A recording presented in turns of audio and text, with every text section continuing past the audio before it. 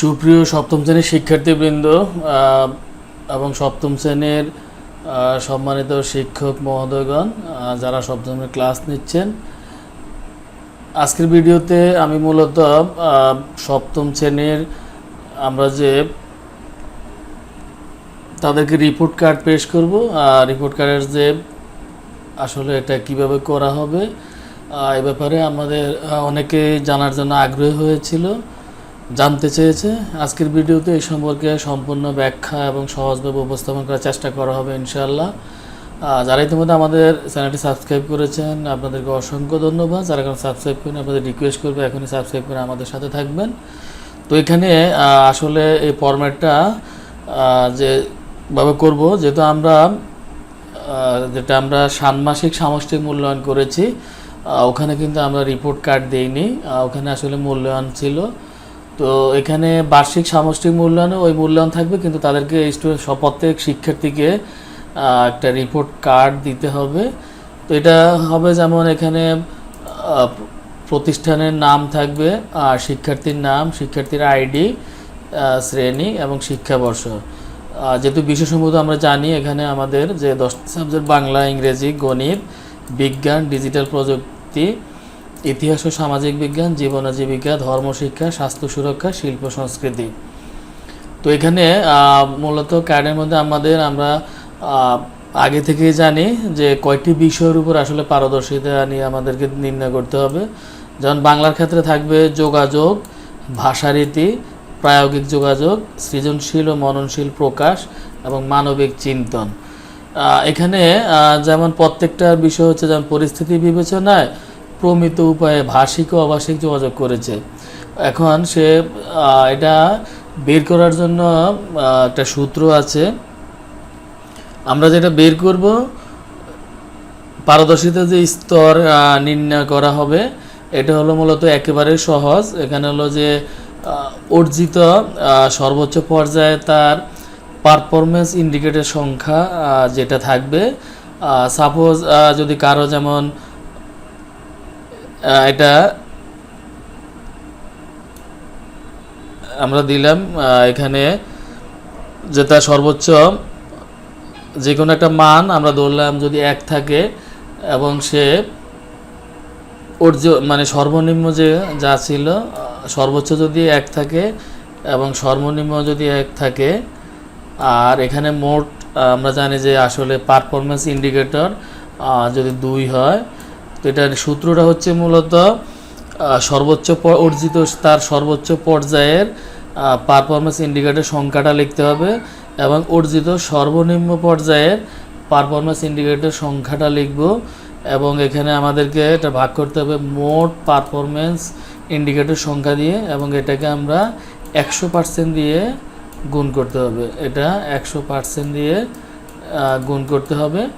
তো এই ক্ষেত্রে যেটা হবে যে মানটা সেটাই আসলে এখানে আমরা জানি যে তার পারদর্শিতার স্তর নির্ণায়ক মান হয়। সেটা যেমন এখানে হয় 1 থেকে 1 বাদ দিলে আমরা থাকে 0, তার মানে 2 ভাগের 0 হয়। তাহলে আমরা এটা আসলে দিতে পারি সমান সমান আমরা বলতে পারি যে 0%। এখানে তার পারদর্শিতার স্তর নির্ণায়ক মান হচ্ছে 0%। এছাড়া আমরা ষান্মাসিক সামষ্টিক মূল্যায়নে আমরা এটা জানি, তারপরও আবার একটু স্মরণ করে দিচ্ছি যে আমাদের পারদর্শিতার যে স্তরগুলো ছিল 60টি, এর মধ্যে আমাদের একটা ছিল অনন্য, আরেকটা ছিল অর্জনমুখী, তারপরে ছিল 3। তো সেটা হচ্ছে যে আমরা 60টা বিষয়ে আমরা জানি যে আমাদের মান আছে এবং এটা কতটুকু এটাও আমরা জানি। যেটা আমরা এখানে পেলাম, তাহলে এটা আমরা মান পেলাম মূলত 0%।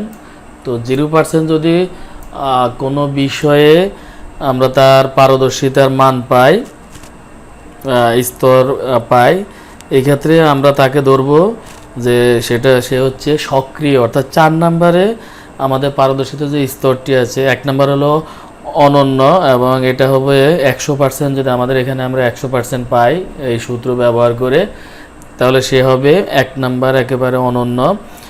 2 নম্বর দ্বিতীয় হচ্ছে অর্জনমুখী, এটা আমরা মান পাবো 50%। যদি কোনো সাবজেক্টে তার মান 50% হয়,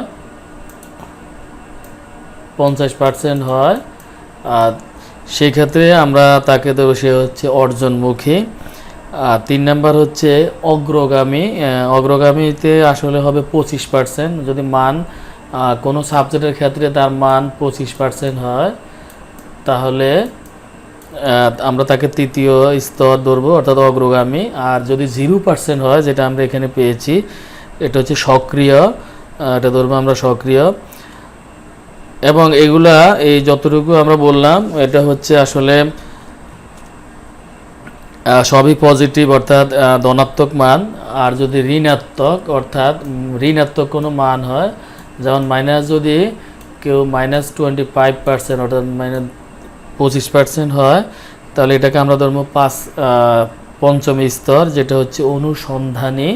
এটা মনে রাখতে হবে। 6 নম্বরে আমরা যেটা ধরবো সেটা হচ্ছে এটার মান হবে যদি ঋণাত্মক হয়, অর্থাৎ -50% যদি হয় কোনো মান, আমরা তাকে ধরবো বিকাশমান স্তর, যেটা ষষ্ঠ স্তর। এবং কোনো স্টুডেন্টের যদি এমন হয় আমরা দেখি যে সে -100% কোনো সাবজেক্টের, এটা যদি হয় -100%, তাহলে সেক্ষেত্রে আমরা ধরবো এটাকে প্রারম্ভিক, অর্থাৎ সপ্তম স্তর। এখানে মজার বিষয় হচ্ছে যে আসলে এখানে প্রত্যেকটা ক্যাটাগরিতে আমরা দেখলাম যে 1, 2, 3, 4, 5, 6, 7, আসলে এখানে 7টাই আছে, যদি স্তর 7টা। তো এই ক্ষেত্রে যেমন 0%, সে হলো চতুর্থ স্তরে আছে। তো এখানে আমাদের যেমন আমরা 1, 2, 3, 4, যেমন যোগাযোগের ক্ষেত্রে আমরা এই 4টা স্তর, এটা আমরা কালার করে দিব। আর এই 3টা এটা অন্য কালার থাকবে বা এটা খালি থাকবে। কালার বলতে এটা খালি থাকবে, এবং এগুলো আমরা কালার করে দিব।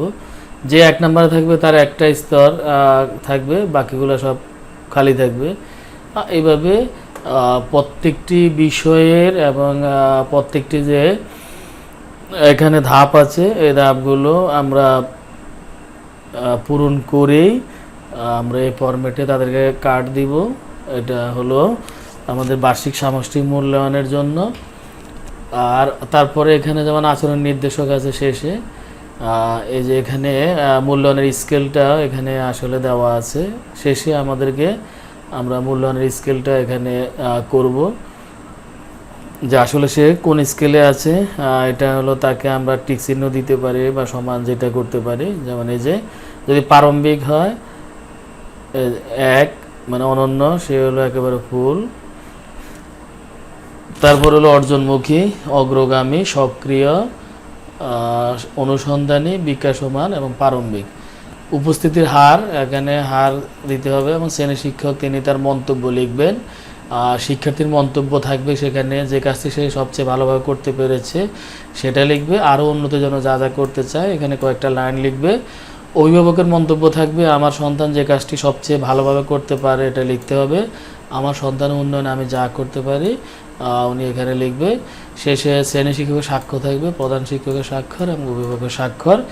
তো এই ফরম্যাটে মূলত এটাই কার্ড হিসাবে করে এই ফরম্যাট। তারপর এই কার্ডটাই, রিপোর্ট কার্ডটা প্রত্যেকটা স্টুডেন্টকে দেওয়া হবে। তো আশা করি আসলে বিষয়টা সহজভাবে বোঝানোর চেষ্টা করেছি। তারপরও কোথাও কারো বুঝতে যদি সমস্যা হয়ে থাকে আপনারা কমেন্টসে জানাবেন। সবাই ভালো থাকবেন।